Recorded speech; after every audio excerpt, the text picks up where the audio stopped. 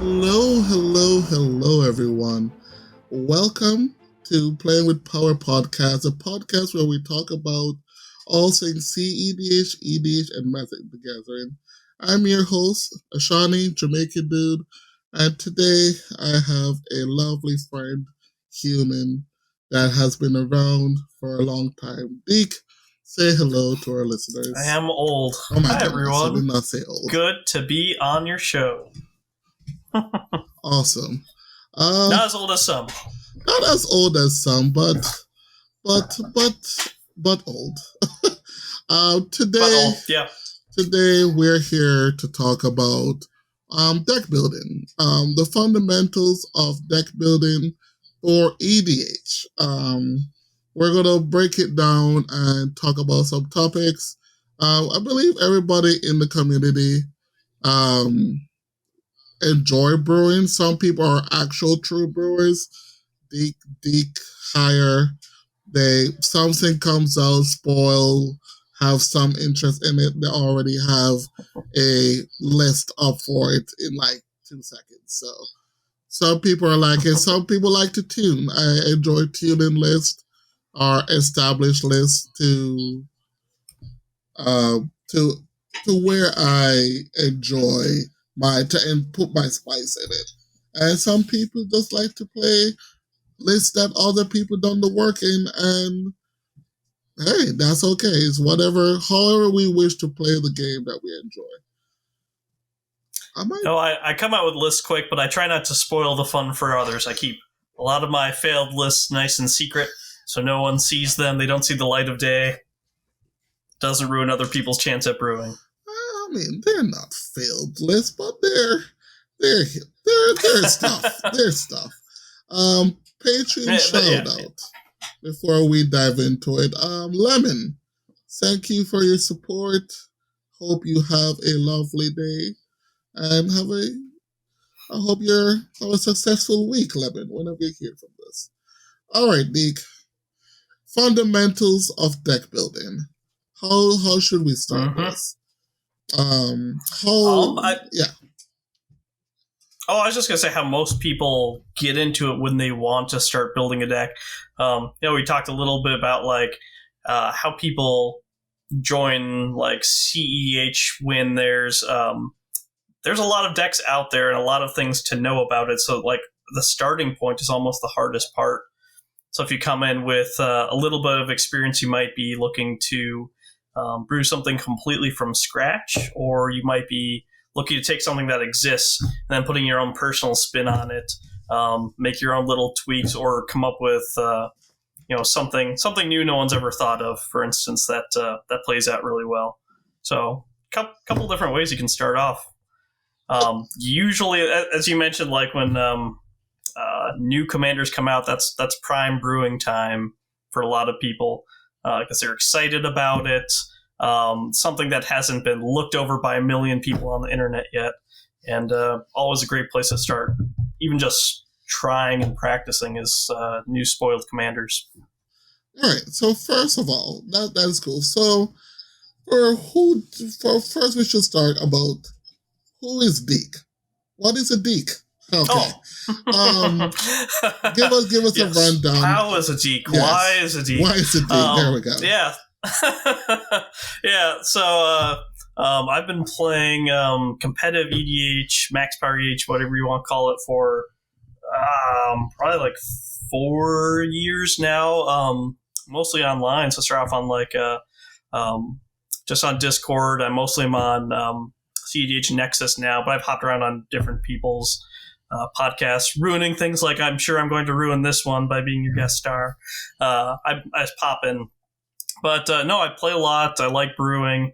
I played Legacy for a long time before I played CEH for 12-ish years, something like that. I played back when it was Type 1.5, and then they canceled that and turned it into Legacy. So been playing for quite a while at a competitive level. Right. Also a very, very skilled player. Have lost many games to Deke over the years. And likewise. No, that's not true. I've lost more than I've won against you. That's just being nice. If you target Sean with all your removal and all your attacks, it lowers his chance of winning. I will become a salty boy. But yeah, I've cast more submerges on you than anyone. Absolutely, ever, that is true. That card has had me tilted to many of times. What was the exploit blue one? I can't remember. Forget that card too. Oh, I didn't run that, but I know what you mean. Yeah. For the whoever one that remember. returns a creature spell. Yeah, return subtlety. Yeah. So we for the most popular builds, I believe Yuriko, for the database, Yuriko was a very popular build of yours. Niv Mizzet. I took myself off that list, but I'm still with the group. Okay, I did not know. Yeah. Well, one of the founders of Yuriko and Niv Mizzet, and I believe you also gave up the reins on Niv. Sorry, what was that? Did you give up the ownership on Niv Mizzet? No. Okay. I've got Niv, so that one's pretty popular. Cool. Trying to think what else is on there. Yeah, I've dabbled in a lot of things. Yeah, a lot of things. Yeah, like Brewer Oswald, Rocco. Yes, Brewer at heart. All right, so let's talk about the what you need to build a EDH deck. First of all, it's a singleton format. So you can only have one copy of the card in the deck unless it states that you can have multiple copies. Like Rat Colony, that's an example. Since a singleton format is 100 card deck, normally including your commander. So those are the first steps of building. So how should we go about building a EDH deck? Should we start with have a strategy or have a style that you want to do, or should we start by choosing a commander that you want to build? I guess context is big here. Is this anyone coming into EDH? Like the big difference between like casual EDH budget. Yeah, so I guess just coming into EDH or CDH, I guess maybe you've been playing, maybe you haven't, and you just want to join the fun with your friends playing at Friday Night Magic, however you wish to. You want to build your your first deck. I think the first step probably most people take is they pick a commander that interests them. I don't think many people at all pick something that like seems boring to them. They want to go in, they want to have fun, they want to interact. So pick your commander first, and then that's when you can start taking a look at the strategies that you can use. And it could be on your journey of creating your deck, you decide this isn't working out, this isn't the path, but you can figure that out as you go, kind of thing. You don't have to know everything all at once. That's true. And another big thing, I believe, whenever you pick the commander that you want to have fun with, if you go to Discord, I will 80% find a Discord community that is there building that deck. If you definitely want to go online and have someone, of like mind help you brew that list, there's definitely like minds there to help you build. So you choose your commander, and you can use a bunch of resources that is there. You can use EDH Rec. That's a really big one. You put your commander in, and it gives you a bunch of high synergy cards that goes with that commander. So what's after that? I believe. So I got the commander picked. We've got resources. Yep. And that's sort of, I think there's a really broad brainstorming phase where you, if you're looking to make your commander like streamlined, if you're aiming for something like if your buddies have really strong decks, you're looking to bring it to something higher powered, then you want to start focusing where you're pick a direction of your deck. Like, am I going to do a combo? If so, how am I going to get to that combo? And then if you decide on that, then that's when you start expanding out to support cards. What stops my deck? What's my mana base look like? That kind of thing. So it's at that point, it's getting towards where you want to pick a direction. If you're going for something more casual, probably, then it's a little tough to say sky's the limit. You can just sort of try out some different things that you like that sound fun, and then you'll have to see how it does with the people that you play with, because that's going to you're not going to get right in the first shot no matter what you do. Right. That's something you should go in knowing. And then until you start sitting down, you can, if you're aiming for something higher powered, goldfishing a ton helps you get your hands looking good to a place where you sort of like it. And then you still are going to make a whole bunch of tweaks when you start playing it and things don't go the way you want it to. Yeah, I guess for our listeners, where most of our listeners are between, I should not assume, but it's between the high power to the cedh level. Mm-hmm. So we definitely should be looking at, the outlook at that part of the EDH community. Another thing you touched on is mana base. I think mana base is a very big thing for Commander. You need to, whatever the theme, whatever the commander you pick, you need to make sure you can cast your spells, right? So what is a normal land count? Does it do to the strategy? Like what varies in the mana base? Yep. I think you're usually, count-wise, you want to be the upper end of the spectrum. Is it caps out at about 32 lands for max power, high power, because you've got so many mana rocks that support that. So like I'm thinking, like, you brought up like Niv Mizzet as one where it's like you need to make land drops because you're getting a 6 mana 6 pip commander. That's an exception. Normally you're looking at lower than that. You can go down to, if you're looking at things on the more aggressive turbo end of the spectrum, you can get down to 27. And then various people have done deck lists that if they're going for very aggressive mulligans, and this is seen off and on the past couple of years, you'll see a couple decks that have like 24 lands, like some Rog Tevish lists do that. I know some Rog Silas try and do that. So that's another, exception. It does not happen very often. You're looking, probably you're going to land somewhere around 28 to 30 is where you're going to land.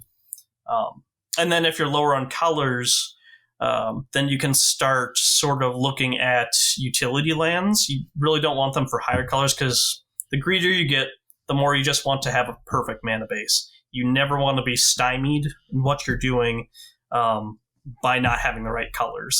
That's the worst thing that can happen, pretty much. But yeah, things like Heliod or Oswald, like, they mostly don't care. They can just keep playing planes that even colorless is fine, so they can put in those weird lands that like War Room to draw an extra card or something. Yeah. Cool. So we talk about mana base. So what should be in a commander deck? I think we can pull it down to points, right? We can say creatures, instants, sorceries. We can break it down in subcategories. So every strategy is different. If you're playing more of a creature strategy, let's say like Yisan, you're gonna have more creatures than you have instants. Or you're gonna have more, if you're playing a more spell slinger deck, you're gonna have more sorceries and instants than you have creatures. So it does all depends on what your strategy is. So should we should there be a deck that has each of those things? Like, how much artifact ramp should we play in the deck? How much? I guess I would say,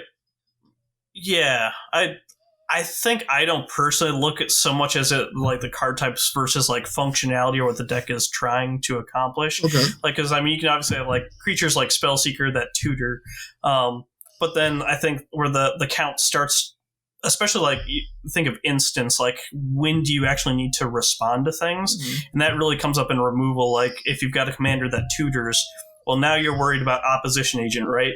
So now your instant count is going to go up because you want to be able to kill that opposition agent Like you're going to land your tutor, they're going to opposition agent. Now you need that instant to remove that opposition agent. Yeah. So it's more of like a micro scale. You're looking at how do I get to my end goal? What's going to stop me? And what do I need in between to get rid of those threats? Because like you're going to have the tutors in there, and you don't really care that they're sorceries. Like demonic tutor could be on a creature, and you would play that creature, right? Yep. So your types usually, you're not going to necessarily have a set. Like I'm going to be on about 8 enchantments or like X number of artifacts. I don't think, other than the sort of staples you see like Mox Diamond, Mana Crypt, Chrome Mox. They're just too good to ignore.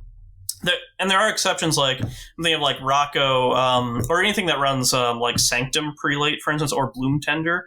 That those bring in new aspects of what card types you run, because now it's like if I want the Sanctum Prelate to be good, or not Prelate, sorry, Sanctum Weaver, the one that's mana.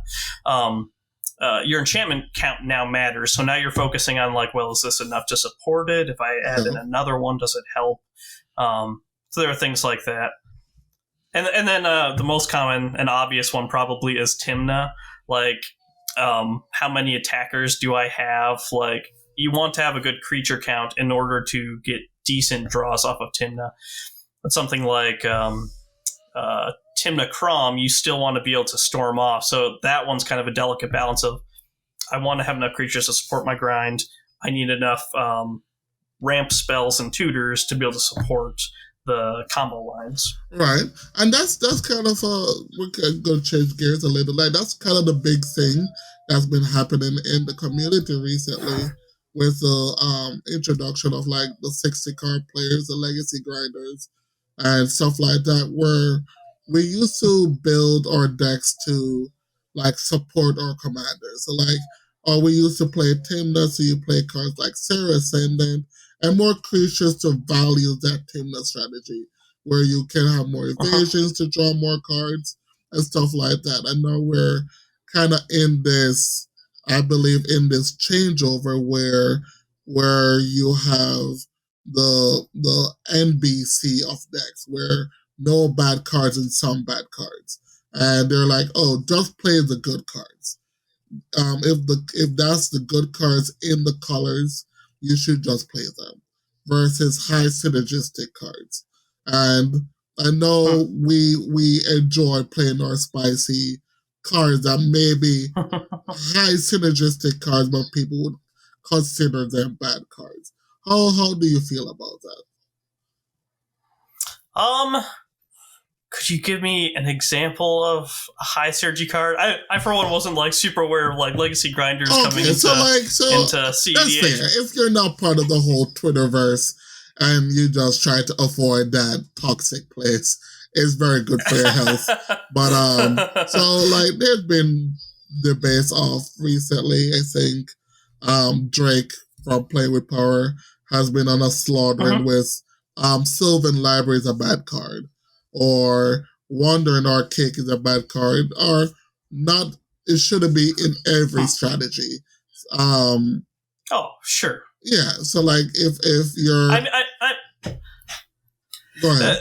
Like the thing with all of that is like CH is such a variant format. Even cracking the 25% win rate, like I've always been of the stance that it's player skill that pushes you past the mark, not whatever, like, and I'd still consider those minor tweaks.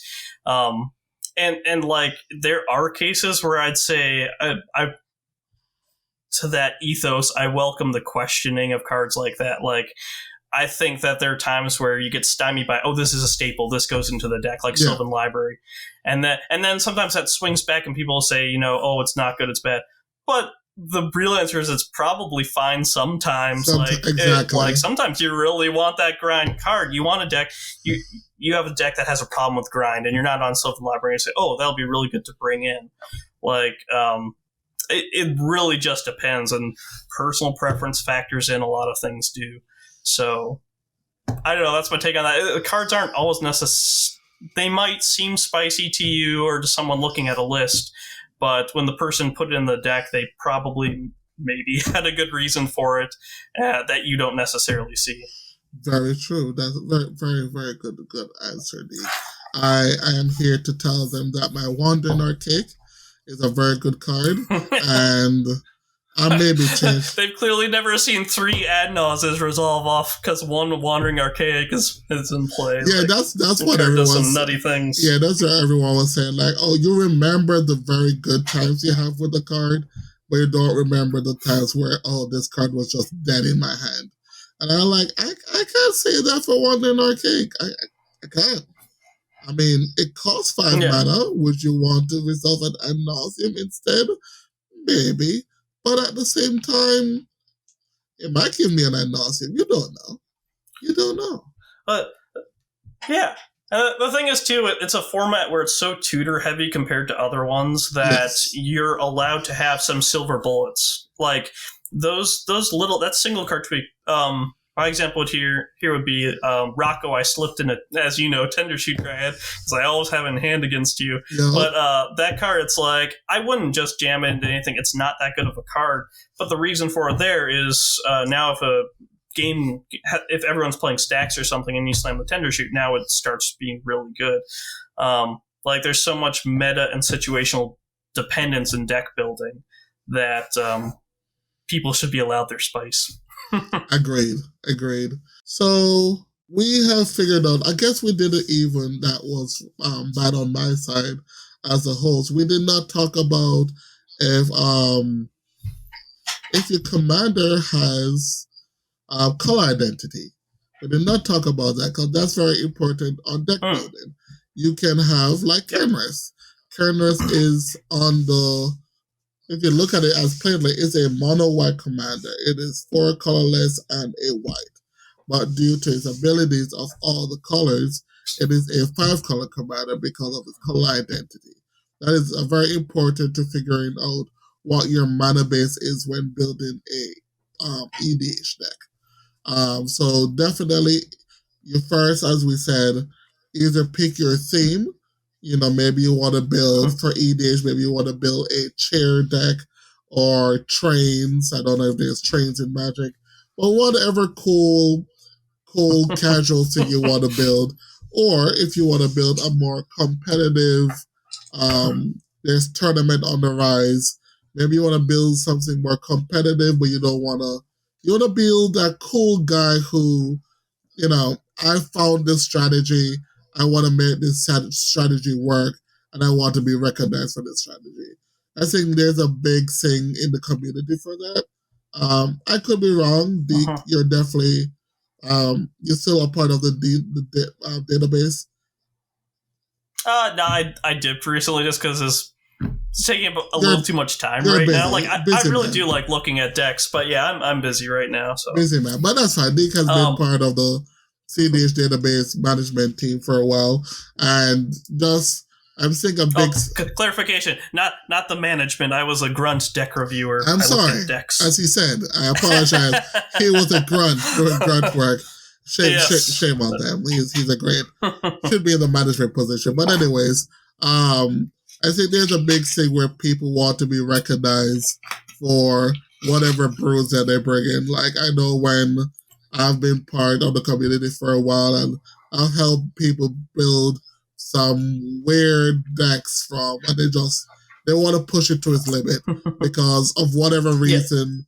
It is dear to them. They have emotional attachment to it, because when you build a deck, especially if you're buying cards for it, like, nothing's wrong with proxies. I'm not saying anything like that. But when you're spending your money and building deck and getting it fold out, I believe you're putting some of yourself into that deck. And when you ask someone and say, hey, can you look this over and give me your critique of it, and then you kind of start bashing them, I think that's why can be so much argument and tension when people give you a review of a deck, because you might say, oh, this card choice is bad, and you should not be playing that card, and then they're like, oh, this and this reason. You don't know. I mean, so when you're definitely helping, you know, if you're a seasoned player in your community, you're definitely helping a newer player get into the community, whatever it is, casual to high power. Be be relaxed. Be more lenient to their deck choices. I've think I have went from Preach it, I man. mean, I've told people their deck is bad and remove 98 cards from this 98 cards. And I've also helped build the most atrocious attraction deck known to man. So it's whatever, but it's definitely positive. You should definitely be positive about it. Yeah, there's definitely different way. Like and that's why I don't like jumping on like saying like cards are bad or people like saying this strategy bad. Like target what you dislike and say like here's why I have an issue. This could come up in a match. Like what would you do about this if this happened? Like you can be constructive about just about anything, and rather than jumping straight to like this is trash or whatever. I think a lot of people are looking for validation in their brews, especially early on, and they, like you said, it's money sometimes, but it's a lot of time, it's heart, it's effort, and then they come in excited. And when you come in with your hopes high and excited, and any number of things can happen online on the internet, right? Like you can get a horde of people, you can get dogpiled on by everyone saying how it's bad, you can get one bad reaction, all sorts of things can put them in a dour mood and spoil things for them. So I'll just echo you and say be polite, folks. People are trying, they like deck building, and be constructive. So the next step, Deke, is when you're a deck builder, if you enjoy brewing, when do you say that this brew that I have is not working? When do you stop kicking the dead horse? And then I think that's where, as a brewer, you for good brewers, you need to realize when I brew this, I don't think this have any legs, you move on to the next strategy. And I think how would you tell players to gain that skill, or what to do to gain that skill? Yeah, that's a good one. So for me, most of the time it ends where the deck just doesn't fully come together. I'm like, this is weird, this isn't going right. And then once I do get a deck that's complete, I just start goldfishing it. I make little tweaks to things I don't like as I'm getting hands, and like I do it tons of times. Like refresh, play a few turns, start over, play a few turns. And for max power for cEDH, I've got a speed expectation of becoming a threat. So when I'm goldfishing this deck, I'm like, well, did I get online fast enough? Is what's weird about this? And so like, especially with newer, like let's say for instance, I helped a guy, I made his deck worse. It was Megatron the other day. He's trying to make Megatron. And I'm like, well, I'll try first pass at it. And I put in like what was it? The extra turn spells, Final Fortune. Warrior's Oath. Yeah. And then I put in that garbage enchantment, the Liches thing where you can't lose the game. So I tried to get like ISO and Final Fortune and Platinum Angel in there. It was just terrible. But like you find that out from the goldfishing experience, you're like, this is not doing things quick enough. So that's a time to realize it. That comes up a lot. But then sometimes like you'll get the deck if you're really persistent, you just want to make it good and get things better. That's when you just have to start playing real people, and that's when you have to at some point like try and be neutral on your own deck. Like how much should people have to interact with me to stop me from winning the game? Like you might get wins, and then you have to go back and sort of analyze that game at a high level. Like what happened that led me to winning this game? Was it really my deck, or was it just the randomness that can happen in EDH, which is like these people countered all their spells and then I attacked them for lethal damage or whatever over 15 turns. So that I think is the hardest for people to accept, acquire, and understand is how to have that neutrality on evaluating your deck in actual games. So as you doubt, I believe that is correct, and that's a good point. But my counterpoint to it is we're playing 100 card singleton. We don't see all the cards in our deck at that point. So how do you is it more of a you play over time so you kind of know how the deck should feel or how the deck should run? Is that kind of experiencing? Because how do you know if it's truly bad? Maybe you want to say that oh, I didn't draw this card in time, or oh, maybe of variance I didn't get to draw my third land, or I've seen people make some obnoxious excuses of why they didn't get to win the game versus looking back at the deck itself. So yeah, so how do you know which is if variance versus the deck building? To an extent, it's number of games, and then a small amount of estimating and math is involved too. If, for instance, like I'm thinking of like some of the like zero color brews that people attempted, and I say attempted because it's like I don't think any of them are there yet. But in those decks you don't have tutors, right? You have some density of sort of combo cards. The combos are usually 2 cards, and you have to hope that you draw them. And it's like, well, you have to do something like I've played, I don't know, 15, 20 games on this deck.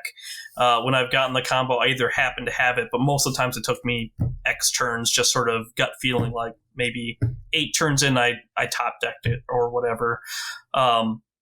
So you have to think to yourself, the chances of drawing those 2 cards without tutors is, I don't know, pretty darn small. You can do the math, but it's not great. And then have to think how that compares to other stuff. And that's still a hard step for some people. And the other thing is deck knowledge. If you have some experience playing other decks, you get a feel for how easy or efficient they can get to their 2-card combos, or their combos in general, and assemble them versus what you're doing with this new deck. So highly encourage brewers to maybe just try a couple standard, like typical decks, like stock lists, so to speak, and get a feel for a bit. And that'll help you when you're trying to assess your own deck, because you have things to compare it to. So what to take away from this is, before learn your community, learn your meta. Definitely figure out what deck. Play a established deck so you know what it feels like, and then pretty much go from there to doing what, get a feel for what cedh or high power decks should feel like, and then go with that brew. I think that's definitely cool. I think I am going through a current deck change philosophy for myself. I'm a lover of cute things like JT and anything that fits my mid-range grind playstyle. And recently, always been in arguments with like Drake and Brian about, you have dork versus talismans. That's been a debate for the last 3 months that I can't win. That dorks are bad. I'm like, dorks are bad. Dorks are great. But you gotta wait a turn cycle and blah blah blah blah blah blah. But I'm like, but no, you can't sack a talisman into a culling. There you go. That's what I have for them things. What happened to your Neoform? You can't get your dark side if you don't play dorks. But whatever, they don't listen and they always think they're right. But anyways, so that's first about the deck building, and I think we can. Is there any other points we're missing about deck building? Deck building becoming a better deck builder. I feel like the major ones. What about some of the niche ones? Do you have niche ideas? Niche ideas as far as just deck building in general? Deck building in general, yeah. Nothing other than, well, okay, so one thing that pops up with me, I like never use it other than to make bad suggestions to people, is knowing lots of Magic cards, because I've been playing it for a long time. So that means that you know really obscure combos that like you'll probably never play, but you know them and can suggest them to other people who might make the mistake of playing them. Right. No Magic cards, no Magic strategies, no how card that's works. Why, like, yes, yeah. That's why you mentioned EDH Rec. Like most of those decks are pretty casual, I would say, that it aggregates. Yeah. But like, it's great for ideas. I love going on there and just scrolling through Just stuff. scrolling Sometimes through you stuff, come yeah. across a gem. Yeah, sometimes you do come across a gem. I'm like, hey, you don't know what happens. I think that's how I found Dosan for Corvold, was just going through EDH Rec. And I was like, oh, Nice. I Grand Abolisher for green. I forgot about you.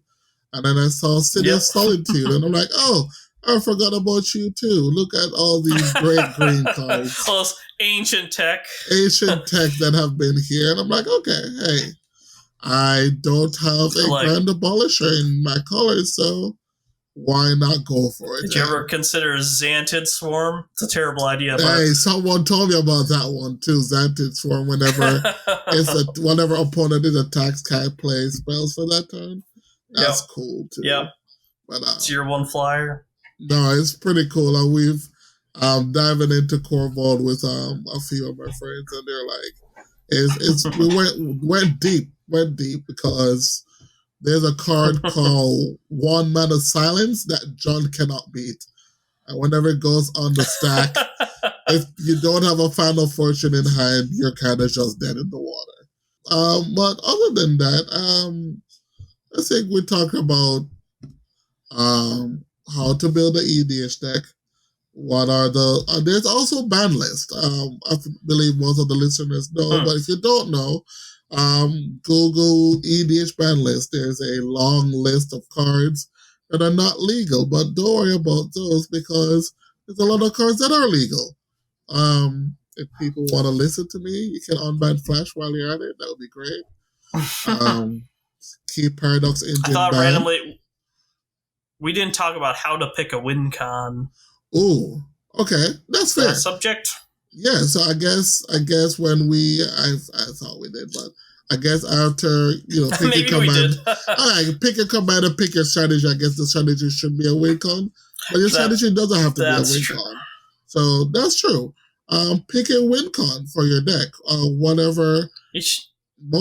Every color has a win con, I believe. I don't think it might be 3-card combo, but you should be able to win the game with whatever combo you believe in. Personally, is a strong believer in hard win conditions. Some people like convoluted win conditions, where you Noxious Revival, a Time Twister, and cast a Time Twister, and cast a Beast Within, and do this back and forth 1,000 times. I just like to say I win the game with one card. So. Happily, those don't come up very often anymore. That used to be so much more of a thing, those Time Twister loops and everything. True. I guess there's been a lot of better cards got printed since then, so we don't have to Twister loops to get there. I think I've heard someone doing endurance loops recently in Rocco.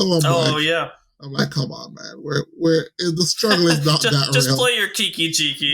Play your Kiki Jiki and win the game. Like maybe your Kiki got exiled, and then I'm like, okay, this is now another topic when you talk about layering in your decks. How do you have layers for your layers and your layers? And I'm like, that's another topic, and we might bring Deep back in for layering. How you feel about layering, Deep?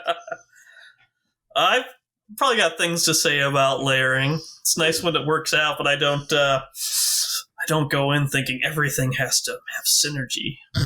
Everything has to work together. I believe you have one win. I was going to bring up non-bows with that. People who will refuse to run things because it non-bows with another card. Yeah. Has total dis-synergy with it. And how much I have some non-bow tolerance. I can run a card that gets ruined by another card I run. I do it all the time. I'm like, people are like, why are you doing that? I'm like, listen, I need my collector oof, and I need you not to have rocks in play. And they're like, what happened when you have rocks in play? I'm like, this is why we play sack outlets. So we can sack your collector whatever you want to win. I'm like, that was cool. That was always a big thing in mono green decks. You're like, why do you play null run and collector oof? Because you're in mono green, people. You need to figure out a way to slow the game down. And then you can figure it out when you need to win how to get rid of it. The speed of your commander that you think your deck is going to be, and you had mentioned like how many instants and stuff you have, that heavily changes if you're going to be running stacks or more instant speed interaction. Correct. For deck building, that's a heavy thing, is being able to assess your speed compared to other decks. And like, okay, my deck can do turn 3, turn 4 consistently. That's a touch too slow. That means I need to have some stacks pieces in here to have better openers that can get me to those turns. Or you're in a blue deck that maybe can't quite run stacks pieces, or can maybe run a couple. That is also slightly on the slower side, and now you need to maybe add a little more interaction to that, so you're going to see more instants on your deck. Definitely. Yep. Yeah, like choosing your archetype pretty much when you get to more of a of the competitive style of it. Choose your archetype. What archetype do you want to build? Do you want to build a more control build? Do you want to build a mid-range where you can flip from whatever you need to flip to? Do you want to build a all-in stacks list? Do you want to build, like, there's so many different things that you can go from deck building, and just play around with it. And just the big thing is, don't force it. If you have goldfish, test a few games. If you feel like it's there, play it against your play group. Ask for their remark and criticism, and just go from there and see if you enjoy it or not. I can say for myself, I have been having fun with a true stacks deck that I've never played in CEDH. Raktos stack, Rog Raktavesh, and sometimes I feel like it has legs, and sometimes I'm like, is it truly competitive? I don't know. Do I enjoy resolving a Jokerhops? It makes me feel a little fuzzy inside. I spectated your game, and it was just as like, I see you tapping these lands and then played Obliterate. I'm like, yep, that's Shaw. It's perfect. That is perfect, right? It makes me feel nice inside. And then after I resolve the Obliterate, and they're like, oh, here's these 2 lands, and I just drew the Underworld Bridge. And they're like, all my hard work. Ow! Oh, there we go. And then we lost the game, and then I just like, okay, I wasted 2 hours of my life not to win. I'm like, is winning important to me, or is just having fun important? And, that's the crossroads you have to be at sometimes. Are you truly super competitive, or you just enjoy the games because you like to enjoy interaction with your friends? And both are fine. I'm not hating you for either. So let's give a rundown of what we talked about today. Deck building, fundamentals of deck building. Choosing your commander. Whenever you choose a commander, choose the color identity of the deck. Choose your strategy, and then from your strategy, make sure your mana base functions. That's a really big thing. If your mana base still functions, you can't play your spells on time. You don't get to play your spells. You don't get to play Magic. And that's how you have to play Magic. Make sure you can produce the correct mana. And then after the end of it, how to win the game. And that's normally however you wish to win. If you want to win it in a super cool way, like back in the day where you did the competence and blinded agent and whatever long convoluted line you need to do, or you can do Celsus Oracle as a boring line that some people like, some people dislike. Hey, however you want to win the game. Any closing remarks? Just that you should run Thoracle Consult if you can. Oh, okay. That's a good one. A believer in the Oracle. As you're rattling off, like, you can do this if you want. I'm like, you should probably run Oracle to attack Consult. Heard it here first. If you're in the colors of Grex's core or blue-black, you should play Sauces Oracle. You heard it from here. The hottest take on the hottest podcast. There we go. The hottest pot. There we go. Well done, Dick. Well done. Do you want to plug yourself anywhere? Do you want to tell the people where they can find you? Oh, I'm not much of a plugger. I dipped off Twitter, so I'm not on Twitter anymore, but I'm around. I'm on the cedh Nexus. You can ping me on Discord. Yeah, that's pretty much it. Play on the cedh Nexus. It's a great place. Chaos tournaments, those are good. Very large online webcam tournaments. Yep, very large. And, your boy went 0-3 drop in the last Chaos tournament. Oh, no. In the last one? Yes, I was ashamed of myself, Dick. I was ashamed. What were you on? I was on Malcolm Rograk. Oh, okay. Interesting. I thought it was a good deck, but boy, oh boy. Well, you were proven wrong. Now it's into the garbage bin. Exactly. To the garbage it went. At the end of the day, to the garbage it went. All right. Make sure you give us a review on Spotify, Apple Podcasts, or your favorite podcast aggregator. You'll be surprised how much it helps. You can also find us on Twitter, Facebook, TikTok, Instagram, and more. All links are in the episode notes. Well, that's about wrap up this episode of the podcast. Tune in next time when we talk more about our favorite format in our favorite game, Magic the Gathering. Thank you so much for watching and listening, and we will see you next time.